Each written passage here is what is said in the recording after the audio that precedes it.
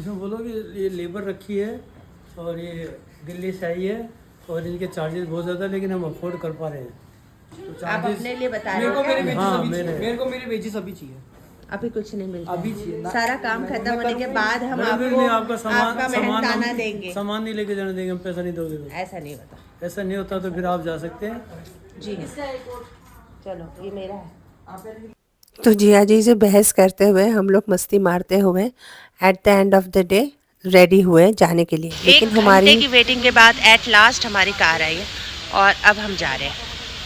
ठीक है। बहुत मुश्किल से हीना रिज़ॉर्ट की कैब बुक हुई हमारी, और मम्मी पापा को तो हमने जल्दी भेज दिया था, लेकिन हम लोग चारों वहीं अटक गए और वेट करते रहे कि कब आए और कब हम जा रहे। पहुँचे हम हीना रिज़ॉर्ट में, जहाँ पर मेहंदी का फंक्शन होने वाला था लड़के और लड़की वालों का साथ में।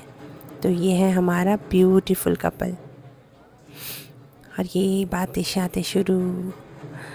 तो देखिए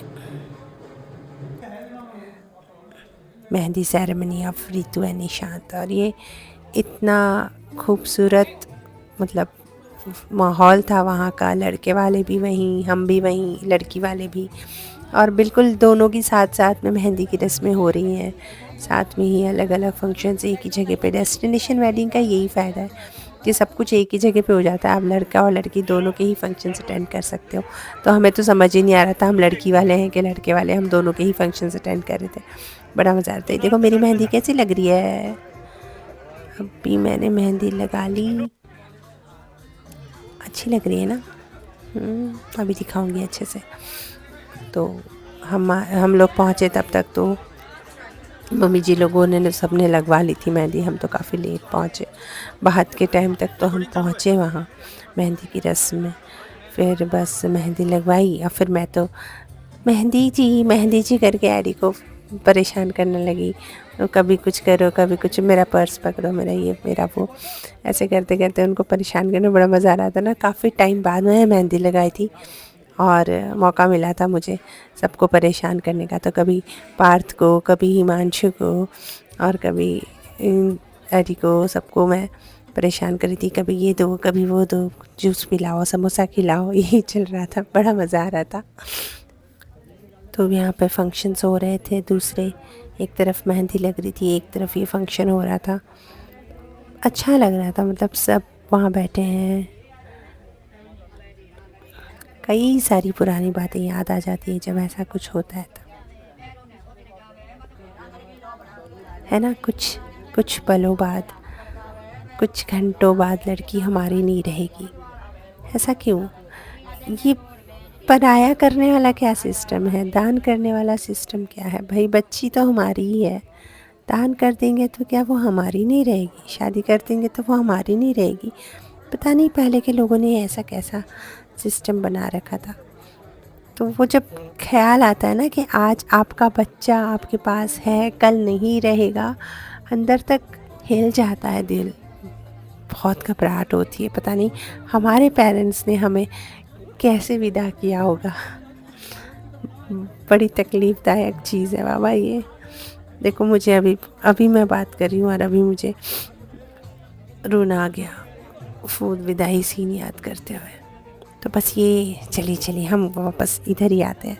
तो हंसी ठिठोली चल रही थी, कोई किसी को छेड़ रहा, कोई किसी के धोखा खा रहा, कोई किसी को पूछ रहा, मतलब बड़ा ही मस्त माहौल था। और म्यूज़िक बज रहा है, खाना भी आहा बड़ा ही टेस्टी था। ये देखो ये जिया जी ना बस परेशानी करते रहते सबको, इनका काम है सबकी खिंचाई करना। मेरी मेहंदी देखी जा रही है। यस, मैं बता रही थी मुझे बस इतनी मेहंदी लगानी थी, इससे ज़्यादा देर तो मैं बैठ ही नहीं सकती, मैं थक जाती हूँ आजकल। पेशेंस नहीं रहा यार। पहले पूरे हाथ पता नहीं कैसे लगवा लेते थे, अब तो थोड़े से में ही ऐसा लगता है बाबा बस जल्दी ख़त्म हो जाए। तो ये सबके हंसते खिलखिलाते चेहरे, कैमरे को देख के और भी ज़्यादा स्माइल आ जाती है लोगों के चेहरे पर।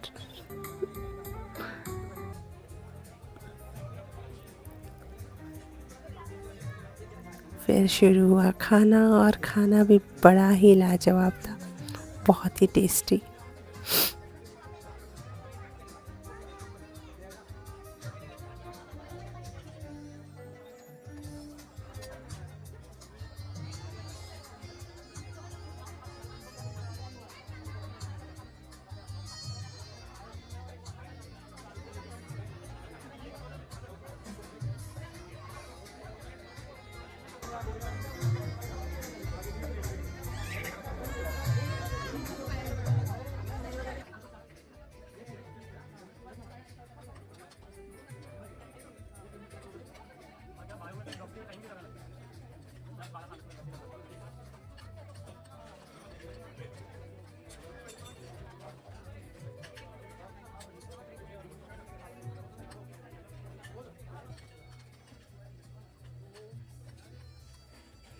फिर खाना वाना खाया, फ़ोटो सेशंस किए, सबके साथ में फ़ोटोज़ खिंचवाए, सबके साथ थोड़ी सी मस्ती मजाक करी, शादी का माहौल एंजॉय करा। मतलब भात हो रहा था तो भात की चीज़ें देखी, वो सब तो रिकॉर्ड नहीं कर पाई, बट हाँ ये भात की फ़ोटोज़ हैं, ये भात हुआ था।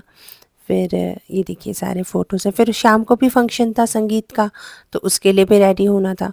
तो फिर हम लोग जल्दी जल्दी सारा ही काम ख़त्म कर कर और फिर हम हमारे जहाँ पर हम ठहरे हुए थे जिस होटल में, वहाँ पर हम पहुँच गए। और वहाँ पहुँचे, तैयार व्यार हुए, और तैयार होने के बाद पता है ऐसा आलस आ रहा था, सब वेट कर रहे थे। ये कार्स नहीं मिल रही थी जाने के लिए, तो हमें कार नहीं मिली, हम सब पसर पड़े। और एक बार बिस्तर पे चले गए तैयार होके, तब तो फिर उठा ही ना जाए।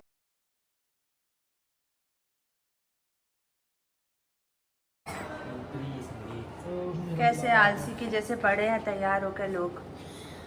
चलने का वेट कर रहे हैं।